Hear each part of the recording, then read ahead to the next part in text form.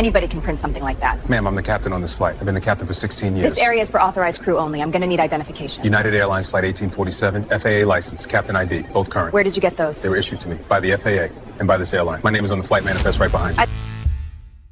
Captain Andre Williams was walking toward his own aircraft at Los Angeles International Airport when a senior flight attendant stopped him at the gate and called airport security because she did not believe a black man in a captain's uniform was actually a captain.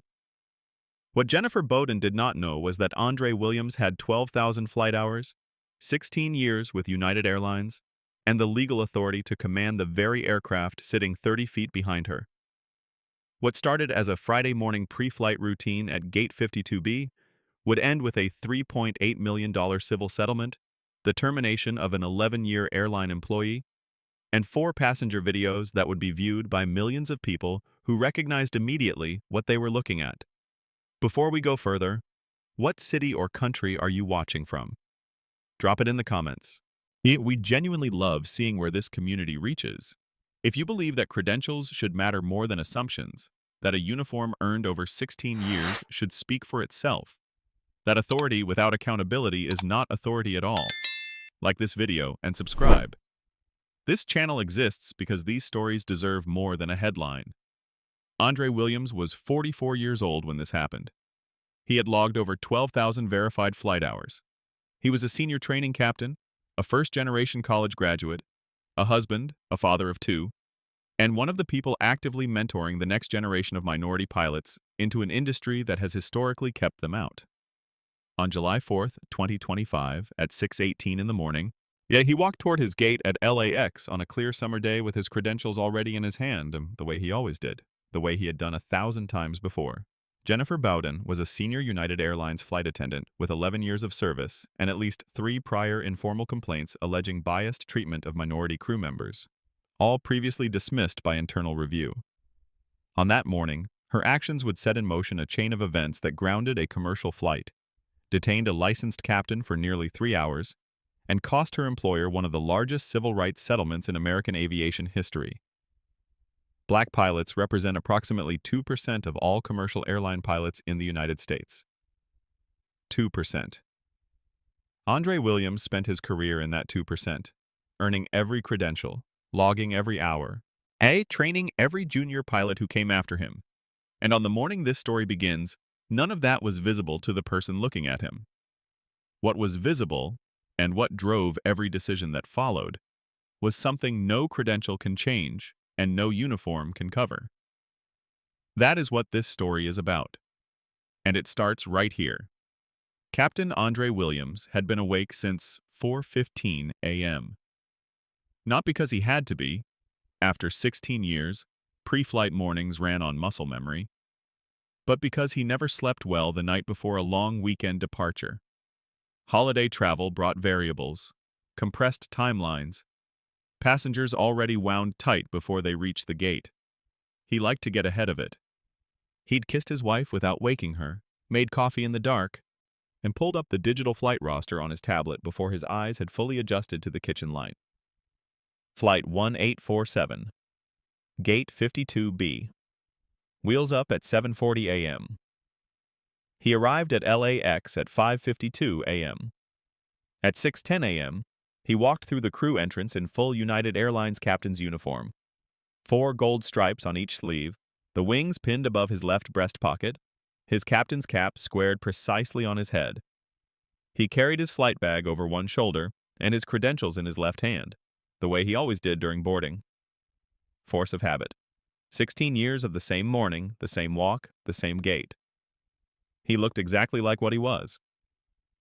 The terminal at Gate 52B was already pulsing. July 4th weekend. Families with strollers, travelers dragging oversized bags, a group of college students asleep across 3 rows of seats. Most the boarding display showed Flight 1847 to Chicago O'Hare, on time, in clean green letters. Ground crew moved along the jetway below the large terminal windows. Outside, the tarmac shimmered under an already warm California sun. The aircraft, his aircraft, sitting at the end of the bridge. Andre checked his watch. 6:18 a.m. 42 minutes before pre-board. Plenty of time for his walkthrough. He didn't notice Jennifer Bowden watching him from across the gate area. According to a 2023 study by the National Academy of Sciences, Black professionals are routinely subjected to identity challenges in workplace settings at rates significantly higher than their white counterparts. Not because of anything they've done, but because of assumptions made before a single word is spoken. Captain Williams was about to become a data point in a statistic he'd spent 16 years believing didn't apply to him. Jennifer Bowden moved at 6:18 a.m., not toward the boarding desk, not toward the jetway intercom, but directly across the gate area toward Andre Williams. She didn't walk the way crew members walk when they're handling a routine matter. She walked with intention, shoulders set, eyes fixed. She had already flagged down a gate agent named Marcus Riley before she'd taken 10 steps, and by the time she reached the boarding threshold, she had her radio in her hand. Andre was reviewing his pre-flight checklist near the jetway entrance when he registered movement in his peripheral vision. He looked up. A woman in United Airlines uniform, senior, but by the service pin on her lapel, was approaching him with an expression he recognized immediately. Not curious, not professional, decided. The decision had already been made before she reached him. His stomach tightened. "Excuse me." Bowden stopped closer than professional distance required. Her eyes moved from his face to his uniform and back again, the way someone looks when they're searching for the flaw they've already decided exists. "This area is for authorized crew only. I'm going to need you to show me some identification." Andre held her gaze for a moment. Steady, measured. "Captain Andre Williams, United Airlines, Flight 1847. He held up the credentials already in his hand, his FAA pilot's license, and his United Airlines captain identification, both laminated, both current, both bearing his photograph in the same uniform he was standing in. "I'm the commanding officer on this flight. My crew documentation is right here." Bowden glanced at the credentials. Not the way you look at something you're genuinely reading, the way you look at something you've already dismissed. "Where did you get those?" The question landed in the air between them, like something dropped. Andre Williams had 12,000 flight hours. He had trained junior pilots in emergency protocols. He had sat in the left seat of a commercial aircraft, while 140 people trusted him with their lives. He had done this, at this airline, for 16 years. He held up the credentials again, slowly, deliberately. "These are my credentials, issued by the FAA and United Airlines. My name is on the flight manifest. Well, you can verify that at the desk right behind you." "I'd like you to step aside while I make a call," Bowden said. "Don't go anywhere." This is the precise moment the encounter became something else. Not a misunderstanding. A choice. The credentials were visible. The explanation was clear. What happened next had nothing to do with information, because all the information was already there. Andre Williams stood exactly where Bowden had told him to stand. Hands visible, flight bag on the floor beside him, cap on, credentials still in his hand because he hadn't put them away. He'd learned a long time ago not to put them away until the conversation was finished. He watched Bowden make her call. Watched her turn slightly away from him, cupping the radio, speaking in a low register that carried just enough for him to catch fragments. "Unauthorized. Uniform. Won't leave? Won't leave." He was standing where she'd told him to stand. She returned in under 2 minutes. Behind her now was a second United Airlines employee, a ground operations supervisor named David Cho, and a man in a blue TSA jacket Andre didn't recognize. "Sir, we're going to need you to come with us to the operations office until we can verify your identity." Andre's voice remained even, practiced. The voice of a man who had talked flight crews through turbulence at 37,000 feet. "My identity is verified. My FAA license and my United Airlines captain's credentials are in your colleague's hand right now. My name appears on the crew manifest for this flight. What specifically has not been verified?" "We just need to follow procedure," Bowden said. "What procedure?" Can you cite the procedure that requires a credentialed captain to leave his gate 40 minutes before departure because a flight attendant is not satisfied with his documentation?" Bowden's expression shifted, not softened, tightened. "You're being difficult." there it was. The reclassification. He was no longer a captain with legitimate questions. He was a problem. Andre looked past her at Cho, who had the decency to look uncomfortable. The TSA officer was already reaching for his radio. "We've got a situation at Gate 52B. Need a supervisor down here." Across the gate area, a woman in her late 30s, later identified in legal documents as a passenger named Renee Caldwell, a Chicago-bound attorney, had stopped gathering her boarding materials. She was watching. And then, on with the quiet deliberateness of someone who understood exactly what she was looking at, she took out her phone. She wasn't the only one. 3 passengers began recording within 90 seconds of the TSA radio call. That decision, made independently, without coordination, would become the foundation of a $3.8 million civil lawsuit. Because what happened next was not going to be a matter of competing accounts. It was going to be on tape. 3 additional TSA officers arrived at Gate 52B within 4 minutes. They came fast, the way people come when the call characterizes urgency rather than routine. And they positioned themselves the way officers are trained to position themselves when they've been told the situation is not under control. Andre Williams was now standing in a loose semicircle of 5 authority figures. He had his back to the boarding door, his flight bag still on the floor where he'd set it. His aircraft was visible through the terminal window behind them. His aircraft. He heard Bowden briefing the lead TSA officer in a low voice to his left. "He won't provide proof of identity. Claims to be the captain on this flight, but he won't cooperate with verification." Andre spoke clearly, at full volume, for the benefit of every camera he could see. "I have provided proof of identity. Twice. My FAA pilot's license and my United Airlines captain's credentials have been in this conversation for the last 11 minutes. I am Captain Andre Williams, employee number UA4471, assigned as commanding officer on Flight 1847, departing this gate at 7:40 a.m. Just the crew manifest at that desk will confirm everything I'm telling you."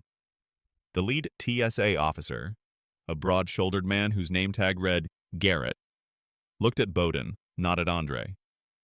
"Has anyone pulled the manifest?" Bowden hesitated. 1 second. 2. "We're working on that." 11 minutes. The manifest was 30 feet away. No one had pulled it. Andre looked at Garrett. "I'm formally requesting a United Airlines duty supervisor, not a gate agent, a duty supervisor with crew authentication authority. I am also requesting the names and badge numbers of everyone present." "That'll be handled at the operations office," Garrett said. "I'm not going to the operations office. I am the captain on a flight that departs in under 90 minutes. If I leave this gate, 140 passengers miss their departure." "Sir, you need to lower your voice." Andre's voice had not risen. Not once. The recording would later confirm this. He looked at the 5 people in front of him. He looked at the phones. 4 of them now, held at chest and shoulder height by passengers who had stopped pretending not to watch. He looked at his aircraft through the window. He thought about what he told his kids. About what he'd told every junior pilot he'd ever mentored. About the men he'd read about who'd done everything right and it hadn't mattered. He thought about all of that in approximately 2 seconds. And then Captain Andre Williams set his jaw, placed his hands forward, not behind his back, forward, visible, and spoke directly into the nearest phone camera with the precision of a man who had made a calculated and deliberate decision. My name is Captain Andre Williams. I am a United States citizen and a licensed commercial airline captain employed by United Airlines. I am complying with this detention under protest. This detention is without legal basis. I want every person recording to keep recording." Garrett reached for his arm. The 4 gold stripes on Andre Williams's sleeve caught the terminal light as they turned him toward the operations corridor. He had done everything right. Named himself, cited his credentials, requested a supervisor, offered documentation, remained calm, kept his hands visible, announced his compliance on camera. He did everything the instructional videos tell you to do, and they walked him out of his own gate anyway. If that isn't enough, tell me, what is? They walked him through the terminal. Not a back corridor, not a service hallway, At the main terminal concourse of Los Angeles International Airport on the Friday morning of 4th of July weekend, when LAX processes upward of 90,000 passengers in a single day. Gate 52B to the TSA operations office was approximately 340 feet. Andre Williams walked every one of them in full United Airlines captain's uniform, flanked by 2 TSA officers, while travelers with rolling luggage and coffee cups stopped and stared and pulled out their phones. He kept his chin level. He kept his eyes forward. He stated his name and credentials at full volume, twice, for the body cameras on the officers beside him. Captain Andre Williams, United Airlines. Employee number UA4471. I am being transported under protest. This detention has no legal basis. Nobody responded. Their footsteps echoed off the terminal floor. The operations office was a low-ceilinged room behind a keycard door marked Authorized Personnel, fluorescent lighting, a metal desk, 2 plastic chairs, a secondary holding area through an interior door, a room approximately 10 feet by 10 feet with a concrete bench along one wall, a mounted camera in the upper corner, and a fluorescent tube overhead that produced a faint, unrelenting hum. They sat him down and began processing. Name, date of birth, height, weight, identifying marks. The officer filling out the form did not look up from his clipboard while he asked the questions. Andre answered each one with the same controlled precision he used in cockpit emergency checklists. They inventoried his personal effects and placed them in a labeled plastic bin. His phone, his wallet, his wedding ring, which required a moment, and because it fit closely, and the officer who removed it did so without ceremony. His captain's cap, his flight bag, which they set aside separately, his FAA license, and his United Airlines credentials, the same documents he had offered Jennifer Bowden 40 minutes earlier, were placed in a manila envelope and set on the desk. Has anyone called United Airlines crew operations to verify my assignment? Andre asked. We'll get to that. It's a single phone call. The number is on the back of my credentials. Sir, just cooperate with processing and we'll get everything sorted out. They did not make the call.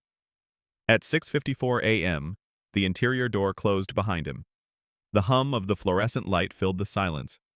Andre Williams sat on the concrete bench, in his uniform, in a holding room, and looked at the wall where a clock read 6:54. And his first officer, James Park, was at that moment completing pre-flight checks on the aircraft's port-side systems without him. The flight was scheduled to board in 31 minutes.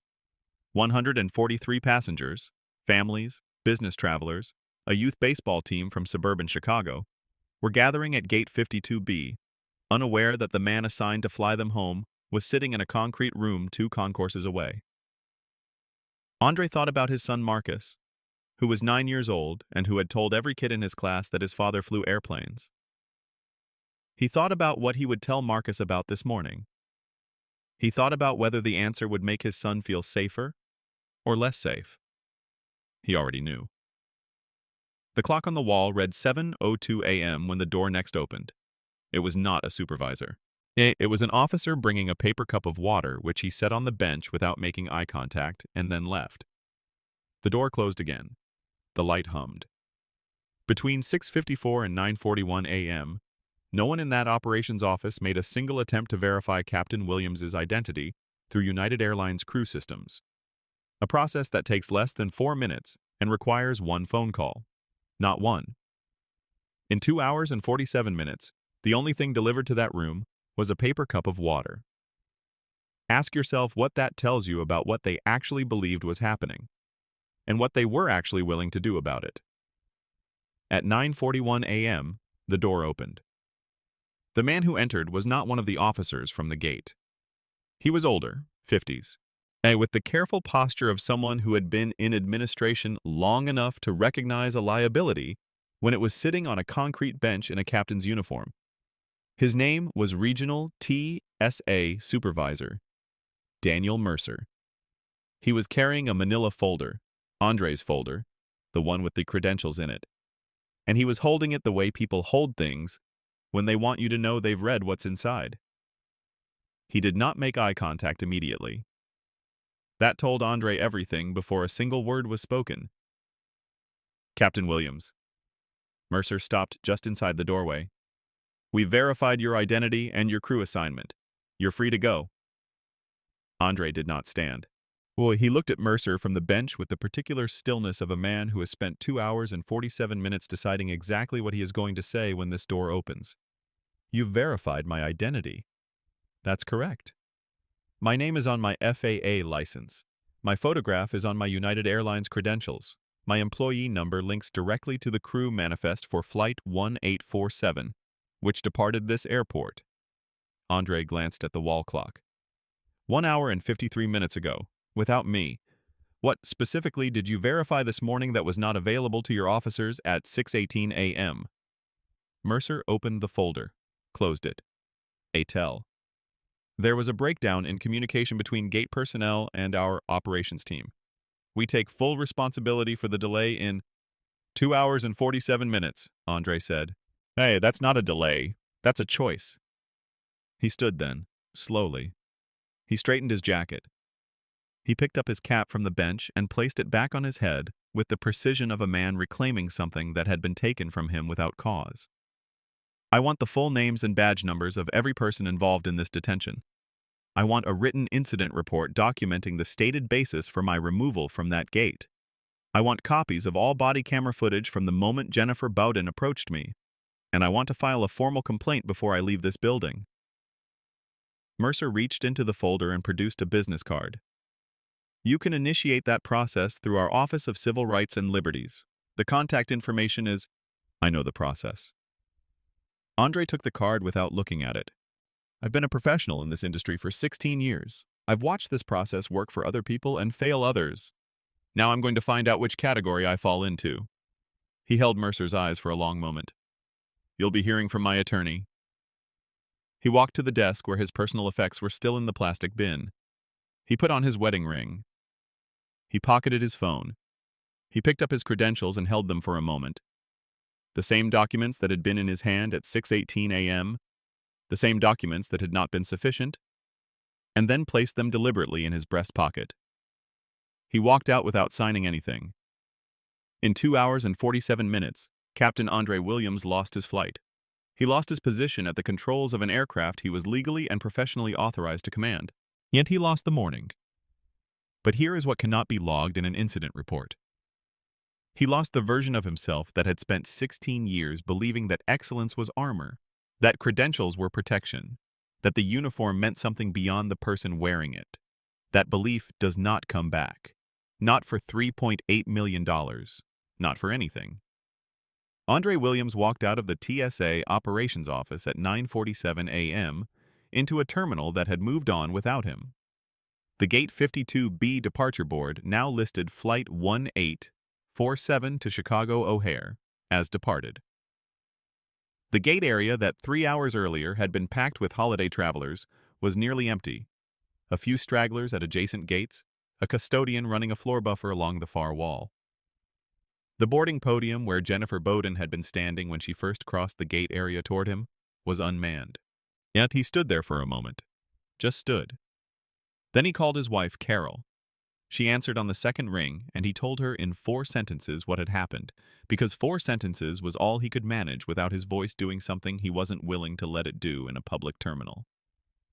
She was quiet for a long moment after he finished. "Come home," she said. "Come home first." He took a car service from LAX to their home in Ladera Heights. 40 minutes. He spent them with his phone in his lap, writing notes in his reminders app.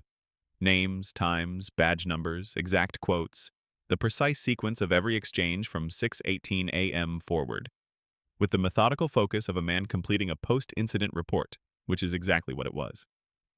His United Airlines chief pilot, Supervisor Raymond Okafor, called at 11:20 a.m. He had already been briefed by crew operations, which had been contacted, finally, at 8:15 a.m., more than 2 hours after the detention began, when the absence of a captain for Flight 1847 had become operationally impossible to ignore. Okafor's voice, when Andre answered, carried the specific weight of a man who is furious and attempting to be professional about it. "Andre, I have the incident report in front of me. I want you to know that what happened this morning was not a United Airlines sanctioned procedure at any level. The crew manifest was accessible. Your credentials are in our system. There is no protocol under which what was done to you this morning was appropriate or authorized. I know that, Andre said. We're opening an internal review immediately. Jennifer Bowden has been placed on administrative leave pending investigation. Raymond. Andre's voice was quiet.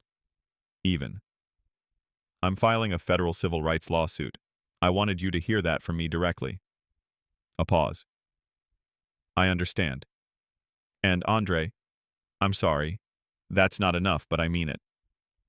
At 2:30 p.m., Andre sat across from attorney Vanessa Merritt at her offices in downtown Los Angeles. Merritt was a 14-year civil rights litigator, former ACLU staff counsel, with a case history that included 3 landmark settlements against federal agencies for unlawful detention and discriminatory enforcement. She had reviewed the incident summary Andre had emailed from the car. She did not look up from the document when she spoke. This is about as clean as a civil rights case gets. Documented credentials, witnesses, 4 independent video recordings, body camera footage we can subpoena, a prior complaint history against the flight attendant, and a 2-hour and 47-minute detention with no verification attempt and no articulable legal basis. She set the papers down. They will offer to settle, probably within 18 months. I'm not interested in settling. Merritt looked at him directly. I need you to understand what litigation looks like. They will build a file on you, 16 years of flight records, personnel evaluations, any complaint ever filed against you, anything you've ever said on a crew communication channel that can be taken out of context. They will attempt to reframe this as a security matter and you as an uncooperative subject. But they will try to make the jury ask whether you did something to cause this. Andre was quiet for a moment. I've mentored 23 minority pilots in this industry. I've spent 16 years being twice as precise, twice as prepared, twice as professional as I needed to be because I knew the margin for error was different for me. I have nothing to hide. Let them look. Then we file, Merritt said. We file. This is the inflection point that never makes the news. The moment a decorated professional stops being defined by his credentials and starts being defined by what was done to him. United Airlines would spend the next several months conducting an internal investigation. The TSA would conduct its own review. Both would generate reports. Both reports would be careful and measured and full of phrases like procedural breakdown and communication failure. What neither report would use was the word that every passenger who filmed that morning already knew applied. That word was coming. But first, they were going to make Andre Williams prove it. The first offer arrived 14 months after Vanessa Merritt filed the complaint in the U.S. District Court for the Central District of California. United Airlines and the TSA, through their respective legal teams, jointly offered $175,000 in full settlement of all claims. The offer was accompanied by a non-disclosure agreement, a no-fault clause, and a provision prohibiting Andre Williams from making public statements about the incident or its resolution. Merritt presented it across her desk. Andre read it once, set it down, and slid it back. No. 6 months later, $620,000. Same NDA, same no-fault language, same prohibition on public comment. No. 4 months after that, with a trial date now set, and 4 independent passenger videos already entered into the case record, $1.4 million. Andre looked at Merritt. She looked back at him with the expression of an attorney who has learned not to push a client who has decided what this is about. No. He paused. They keep adding money. They keep leaving out accountability. Until that changes, the answer is no. What changed was the footage. On the first day of trial proceedings in Courtroom 7 of the Edward R. Roybal Federal Building, Merritt played the body camera recording from TSA Officer Garrett's chest unit. 41 seconds of footage showing Andre Williams holding his FAA license and United Airlines credentials toward the camera at close range, both documents fully legible, his photograph clearly visible, while Garrett looks past them at Jennifer Bowden. 41 seconds. The courtroom was completely silent. Juror number 4, a retired school administrator named Gloria Park, wrote something in her notepad and did not look up for a long time. On day 3, Merritt called Jennifer Bowden to the stand. Ms. Bowden, when Captain Williams presented his FAA pilot's license at 6:18 a.m., did you read the name on the document? I glanced at it. Did the name on the document match the name he had verbally provided? A pause. I wasn't certain the document was authentic. What specific feature of the document suggested to you that it was inauthentic? Bowden shifted in her seat. It's not about specific features. In a security environment, you have to use judgment. What judgment? What specific, articulable fact, not a feeling, not an impression, a fact, gave you reason to doubt that a man in a United Airlines captain's uniform, carrying an FAA license bearing his photograph and a United Airlines credential bearing his employee number, was who he said he was? The pause this time was longer. He wasn't familiar to me. Merritt let that sit in the air of courtroom 7 for a full 4 seconds before she spoke again. He wasn't familiar to you, in an airline that employs over 100,000 people across hundreds of routes. He wasn't familiar. She closed her legal pad. No further questions. United Airlines and the TSA filed a joint revised settlement offer the following morning before testimony resumed. $3.8 million. No NDA. A public acknowledgement of procedural failure. Mandatory bias training. A revised crew authentication system. Jennifer Bowden's termination made part of the formal record. Andre Williams sat with the offer for 2 days. He called Merritt on the 3rd. Does it say what happened? In plain language? Does the settlement document say what was done and why it was wrong? It does? Then I'll sign. $3.8 million is the number that will appear in every headline about this case. But here is what that number does not capture. Jennifer Bowden initiated a chain of events that removed a licensed captain from the controls of a commercial aircraft carrying 143 people. And for 2 hours and 47 minutes, not one person in that operations office made a single phone call to confirm what every document in that plastic bin already proved. The settlement came from a corporation and its insurers. Bowden lost her job. The TSA officers involved received retraining. No one was charged with anything. The question of whether that constitutes accountability is one this case cannot answer. But it is the right question. The settlement was signed on a Tuesday in October, 16 months after the incident at Gate 52B. There was no courtroom moment, no jury filing in with a folded verdict form, no gavel. Just Andre Williams and Vanessa Merritt at a conference table on the 22nd floor of a downtown Los Angeles office building, a stack of documents, and 2 pens. The terms, as entered into the public record, $3.8 million in compensatory damages, covering documented emotional distress, reputational harm, lost professional standing, and the violation of Captain Williams's civil rights under federal law. No punitive damages. The settlement precluded that determination. But the public acknowledgement of liability, written into the agreement in plain language, was the element Andre had refused to sign without. He read the acknowledgement paragraph twice before he signed. He did not feel what he expected to feel. Is this it? He asked Merritt. Not bitterly, just as a genuine question. This is it, she said. Yet he nodded slowly and signed his name. The consequences for those involved were entered into the record separately. Jennifer Bowden was terminated from United Airlines. Her 11 years of seniority and accrued retirement benefits forfeited as part of the internal disciplinary process. The prior complaints against her, 3 informal allegations of biased treatment, all previously dismissed, were formally reopened and attached to her employment file. She faced no criminal charges. She retained her professional certifications.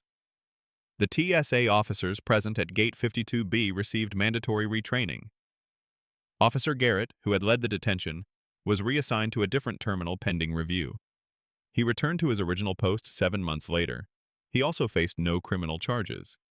United Airlines implemented a mandatory racial bias training protocol for all cabin crew, a revised cockpit access and credential verification procedure, and a new digital crew authentication system requiring gate agents, not flight attendants, to serve as the sole verification authority for crew credentials. An independent diversity oversight committee was established to review crew conduct complaints. Expanded reporting protections for pilots were written into the crew handbook. These were not small changes. They were also changes that would not have happened without a lawsuit. Andre Williams submitted his resignation from United Airlines 14 months after the settlement was signed. He had returned to active flight status following the incident, had sat back in the left seat, had completed his routes, had done the job. But something had shifted in the architecture of how he moved through that world. He wrote in his resignation letter, which he later shared publicly, "I have spent 17 years in this cockpit, earning the right to be taken at my word. On July 4th, 2025, I learned that right was always conditional. I cannot continue to represent an industry as its standard bearer when that industry could not recognize me as its own. I leave with gratitude for what this career gave me and with clarity about what it could not protect." He was 44 years old. If you believe that a uniform, a license, and 16 years of service should be enough, share this story. If you think the people whose decisions cost a company $3.8 million should bear some portion of that cost personally, drop that in the comments. And if you have ever been made to prove yourself in a room where the proof was already in your hand, we see you. Subscribe, because the next story is already waiting, and justice, when it comes, should never arrive quietly. Andre Williams used a portion of the settlement to establish the Four Stripes Foundation, named for the gold bars on a captain's sleeve that were not, on the morning of July 4th, 2025, enough.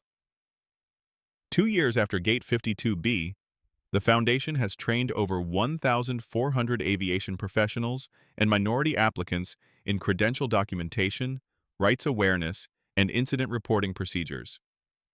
It has funded legal defense for 19 civil rights cases involving Black and minority aviation workers facing discriminatory treatment in professional settings.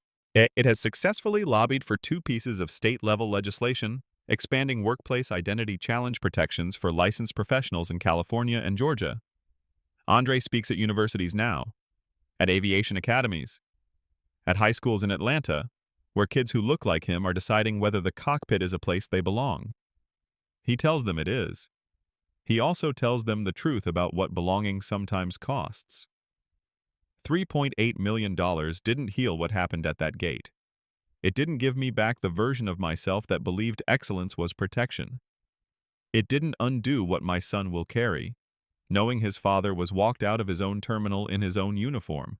But it gave me the resources to make sure the next captain, the one who's 18 years old right now and dreaming about that left seat, has something I didn't have that morning. Evidence that the system can be held accountable. And I'll keep building that evidence until no one has to stand in a gate area holding their credentials in their own hand, waiting for someone to decide whether those credentials apply to them. He still flies, not commercially. He took his hours and his license, and he teaches now, young pilots, regional carriers, minority aviation programs across the Southeast. He puts people in cockpits. That is what 16 years and $3.8 million and 1 morning at Gate 52B made of Captain Andre Williams. If you believe credentials should speak louder than assumptions, share this story with someone who needs to hear it. If you've been made to prove yourself in a room where the proof was already visible, tell us in the comments. Your story matters here. And if you think accountability should cost the people responsible, not just the institutions, subscribe. Because we will keep telling these stories until justice stops being the exception and starts being the standard. It costs exactly what it should. Everything.